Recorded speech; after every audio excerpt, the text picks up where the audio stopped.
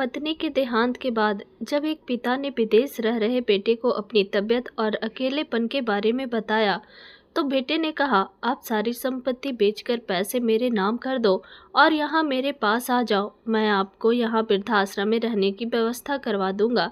तब पिता ने ऐसा फैसला लिया कि बेटे के पैरों तले से जमीन खिसक गई। उनके नाम की पुकार लगते ही वे संकुचाते हुए स्टेज पर आए। पहले भी कई प्रतियोगिताओं में भाग लेने वे स्टेज पर गए थे। उस समय के रोमांच की बात कुछ अलग थी, लेकिन आज पैरों में कंपन था, चेहरे पर हल्की पसीने की बूंदें झलक आई थी। घबराहट के कारण सीना धौंकने के समान चल रहा था। माइक के पास आकर वे ठिठक गए। सामने की पंक्ति में बैठी अपनी बहन बिमला की ओर देखा। उसने सिर हिलाकर उन्हें बोलने का इशारा किया, पर आवाज़ हलक से बाहर ही नहीं निकल पा रही थी। वे बहुत असहाय महसूस कर रहे थे अपने आप को। बैंक में उच्च अधिकारी के पद पर थे वे। उनकी रौबदार आवाज़ से सभी कर्मचारी डरते थे, पर आज उनकी खुद की आवाज़ घुटी जा रही थी। आखिरकार हकलाते हुए बोलने लगे, मैं अशोक गुबरेले, निवासी ग्वालियर, आयु 55 वर्ष, बैंक से वॉलंटरी रिटायरमेंट, पेंशन 20,000, एक बेटा और एक बेटी, दोनों विवाहित हैं। बेटा विदेश में और बेटी ललितपुर में, स्वयं का फ्लैट ग्वालियर में। मैं डायबिटिक हूँ। अपने बारे में बताकर अशोक जी स्टेज से उतरकर अपनी कुर्सी पर आकर बैठ गए। उन्हें लग रहा था कि जिंदगी की रील रिवर्स हो गई है। विवाह के लिए स्वयं का परिचय देना, वो भी सबके सामने, कितना मुश्किल होता है। पुरुषों का परिचय समाप्त हो गया था, अब महिलाओं का परिचय शुरू हो गया। एक एक करके महिलाएं आ रही थी और अपना परिचय देकर जा रही थी। एक नाम अनाउंस हुआ, वंदना रावत। एक महिला अपने स्थान से उठी, लेकिन कुर्सी पकड़कर वहीं खड़ी हो गई। स्टेज तक जाने का उसमें साहस नहीं आ पा रहा था। वह फिर से बैठ गई। उसके साथ आई युवती ने उसे सहारा दिया और उसे स्टेज तक लेकर आई। युवती माइक के पास आई और बोली, ये मेरी मौसी है, वंदना रावत, उम्र 50 वर्ष, बरेली में रहती थी। पति और 2 बेटे थे, जिनकी एक कार एक्सीडेंट में मृत्यु हो गई। तब व्यवस्थापक ने कहा, कुछ उन्हें भी कहने दो, कहाँ तक पढ़ी हैं आप?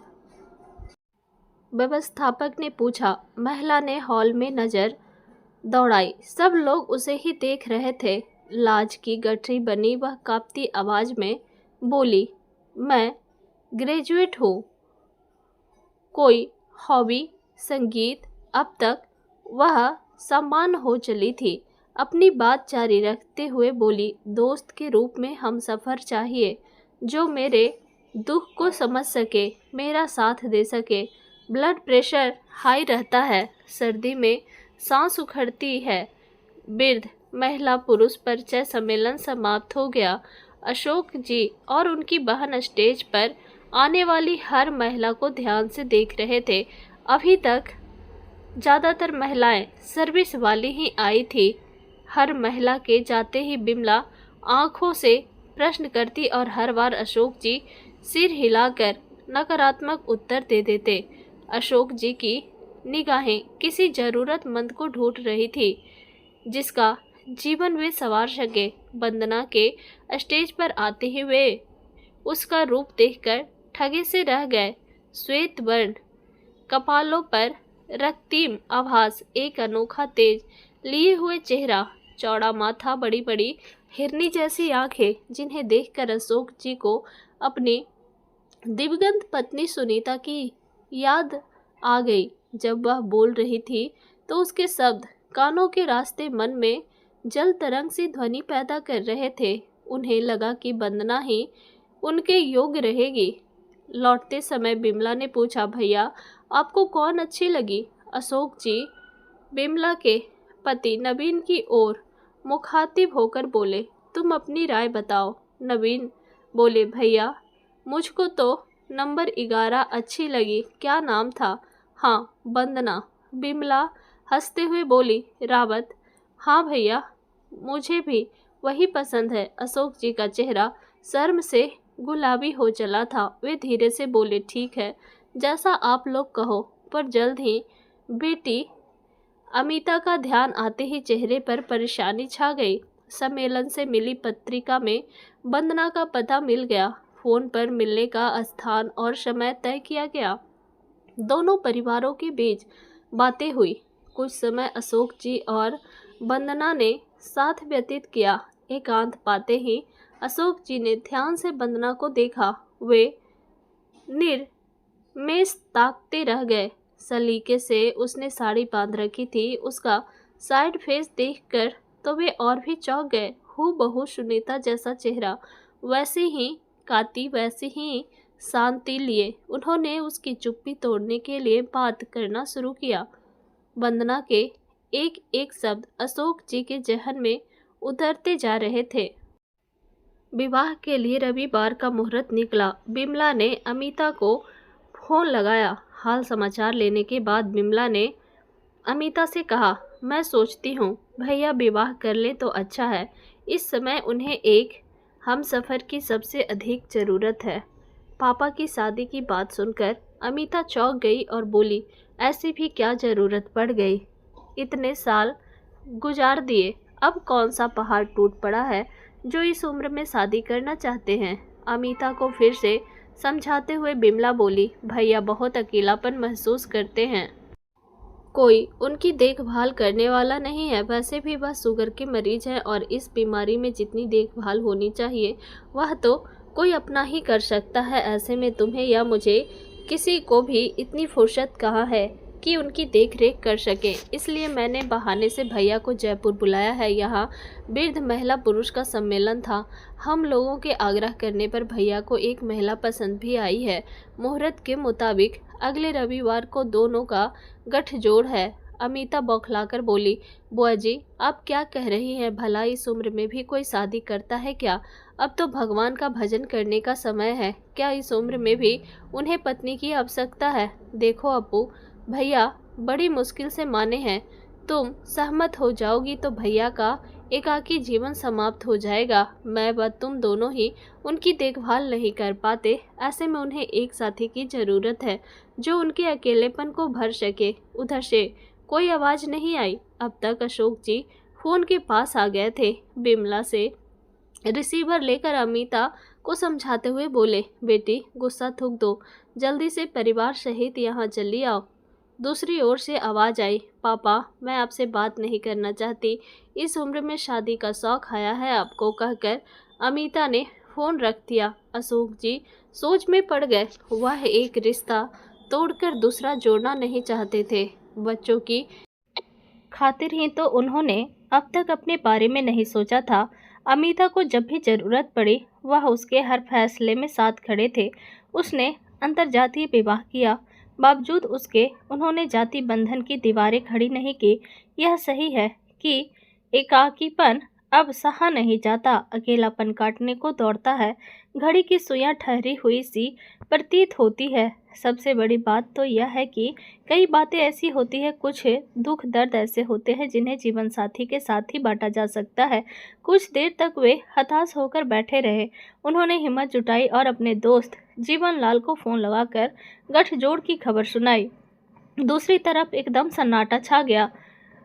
गुबेरलेल जी सोच रहे थे जीवन लाल उन्हें बधाई देगा तो वे कहेंगे अब तू भी जल्दी से खुशखबरी सुनाना, लेकिन उसने भी रिसीवर रख दिया। उन्हें एक बार फिर से लगने लगा कि वे गलत फैसला ले रहे हैं।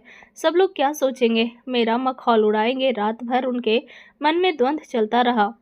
सुबह जब वे घूमकर लौटे तो बिमला किसी से फोन पर बात कर रही थी। बिमला के चेहरे पर चिंता साफ झलक रही थी।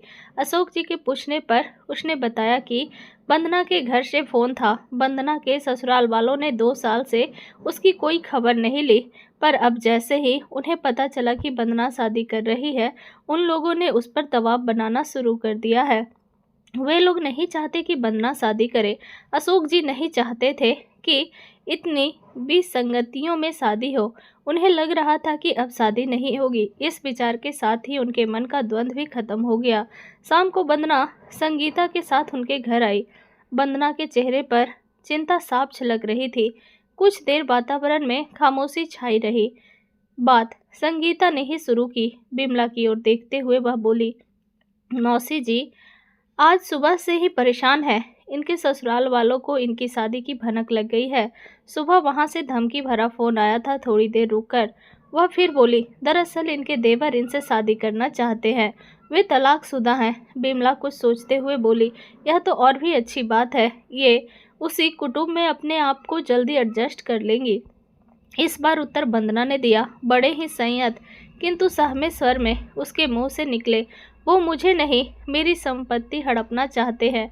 सुबह तो उन्होंने यही कहा, जो कुछ तुम्हारे नाम है हमारे नाम कर दो, फिर चाहे ब्याह रचाओ या किसी के भी साथ मुंह काला करो। एक सन्नाटा छा गया वहाँ। किसी को समझ नहीं आ रहा था कि क्या करे। चुप्पी फिर से वंदना ने तोड़ी। देवर शराब पीते हैं और दूसरी महिलाओं से भी उनके नाजायज संबंध है, इसलिए देवरानी ने तलाक ले लिया। 2 वर्षों से किसी ने मेरी कोई खोज खबर नहीं ली। मैं कैसी हूँ? पति व बच्चों के अंतिम संस्कार में जो खर्चा हुआ था वह भी मुझसे ही लिया था। यदि मायके वालों ने साथ नहीं दिया होता तो मैं आज थोड़ा रुक कर वह फिर बोली, वहां जाकर मेरा दुख और बढ़ जाएगा, और अगर शादी नहीं की तो मुझे और परेशान करेंगे। हो सकता है मुझे मरवा दे, फिर सारी जायदाद उनको मिल जाएगी। अशोक जी को वंदना का बोलना अच्छा लग रहा था। अचानक वंदना ने अशोक जी की ओर देखा।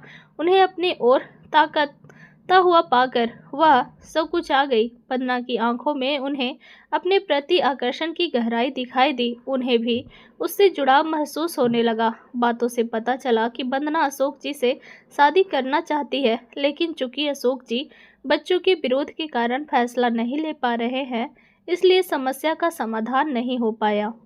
रात को खाना खाते समय अशोक जी ने बिमला से कहा, मैं कल वापस जा रहा हूँ, अब क्या करना है यहाँ रुककर? नवीन ने कहा, अभी आप क्या करेंगे वहाँ जाकर? अभी। तभी अशोक जी के मोबाइल पर रिंग बजी। वे चौंक गए। बिमला उनके चेहरे के भाव को पढ़ते हुए बोली, किसका फोन है? अरे आज तो वरुण का फोन आया है। कुबेर लेजी सहित सभी लोग आश्चर्य मिश्रित हर्षा तरीके में आ गए। अशोक जी ने स्पीकर ऑन कर दिया। कॉल रिसीव करके उत्साहित होते हुए कहा, बेटा कैसे हो? इस प्रश्न का कोई उत्तर नहीं आया, बल्कि उसने ही प्रश्न पूछा गया, पापा क्या आप शादी कर रहे हैं? वे अचकचा गए। क्या उत्तर दें? तुम्हें किसने बताया? 7 समंदर दूर मेरी बीमारी की खबर तो नहीं पहुंची, अलबत्ता शादी की खबर जरूर पहुंच गई। अमिता का फोन आया था। क्या कहा अमिता ने? उधर से झल्लाया हुआ वरुण बोला, पापा आप शादी ना करें, इस उम्र में शोभा देगा क्या? देखिए हम लोगों की भी इमेज का सवाल है। पश्चिमी सभ्यता में रचा बसा उनका बेटा आज अच्छे बुरे की वकालत कर रहा है। फिर आप समझते क्यों नहीं? प्रॉपर्टी का क्या होगा? इस बात ने उनके पैरों तले जमीन खिसका दी। अब उन्हें समझ आया कि वरुण क्यों जिद कर रहा था कि सब कुछ बेचकर उसके पास चले आओ। अशोक जी बेटे के मुंह में सब कुछ बेचकर जाने को तैयार भी हो गए थे। अखबार में विज्ञापन भी दे दिया था। उन्होंने खुशी खुशी फोन करके बेटे को इसकी सूचना भी देनी चाहिए, पर बातों बातों में पता लगा कि वो उन्हें अपने साथ नहीं वरन सीनियर सिटीजन हाउस में रखना चाहता है, जो एक तरह से वृद्धाश्रम है। उन्होंने वरुण को कोई उत्तर नहीं दिया, मोबाइल बंद कर दिया। वे कुछ फैसला नहीं ले पा रहे थे। बिमला और नवीन भी अचंभित थे वरुण की बात सुनकर। इतने वर्षों बाद फोन, वो भी इस तरह। अशोक जी के हृदय में तूफान उठ रहा था। उन्हें अब समझ आ रहा था कि अब तक वरुण शांत था क्योंकि उसकी सारी संपत्ति उसी की तो थी, पर अब संपत्ति छीनने का भय उसके मस्तिष्क पर हावी हो रहा था। वे कमरे में चहलकदमी करने लगे। अब शांत थे पर अंदर हलचल लिए उन्होंने सबके चेहरे की ओर देखा, फिर मोबाइल पर कॉल करने लगे। उधर अमिता थी। उसने पापा से सबसे पहला प्रश्न किया, पापा आपने क्या सोचा? बेटा तुम क्या चाहती हो? पापा इतनी उम्र गुजर गई, अब क्या करेंगे शादी करके? वंदना को भी जरूरत है मेरी। 2 दिन में ही आप अपने खून के रिश्तों को भूलकर दूसरे के बारे में सोचने लगे। नहीं, यह बात नहीं है बेटा, मुझे समझने की कोशिश करो। तो ठीक है, लुटा देना अपना पूरा पैसा उस दूसरी औरत पर। यह दूसरा अवसर था जब अशोक जी हक्के बक्के रह गए। अब उन्हें समझ आ रहा था कि बच्चे उनकी शादी का विरोध क्यों कर रहे हैं। वे रात भर करवटें बदलते रहे, एक निश्चिंत किंतु दृढ़ निर्णय लेने के लिए, जैसे दही मथने के बाद मक्खन ऊपर तैराता है, वे निरंतर सोच में डूबे रहे। मैंने अपने बच्चों के सुख के लिए अपने सुख वैभव के दिन यूं ही अकेले गुजार दिए। जब जिसने जो इच्छा की हर संभव पूरी की। बेटे ने विदेश की लड़की से शादी करनी चाहिए, मैंने विरोध नहीं किया। लड़की ने अंतर्जातीय विवाह करना चाहा, मैंने सहमति दी। समाज और रीति रिवाजों को परंपराओं के विरुद्ध जाकर उन लोगों के हर सुख के आगे अपनी इच्छाएं आकांक्षाएं सब कुर्बान कर दी। सुनीता की मृत्यु के बाद कितने रिश्ते आए थे कुंवारी लड़कियों के भी। आखिर मैं बैंक की नौकरी में था और हर दृष्टि से योग भी। बच्चों को कोई असुविधा ना हो या समाज बच्चों के मन में सौतेला शब्द ना उगा दे, यही सोचकर मैं बच्चों में ही डूबा रहा। अब मैं अकेला हूँ, नितांत अकेला, पर उन लोगों को मेरी संपत्ति से मोह है। मुझसे कोई सरोकार नहीं। मेरे प्यार का, मेरे विश्वास का, मेरी आत्मीयता का अच्छा सिला दे रहे हैं ये लोग। उनके मन में एक जिद पलने लगी। जयपुर आने से पहले वे भी नहीं चाहते थे विवाह करना, पर यहाँ आकर वंदना से मिलकर एक ख्वाब पलने लगा है मन में।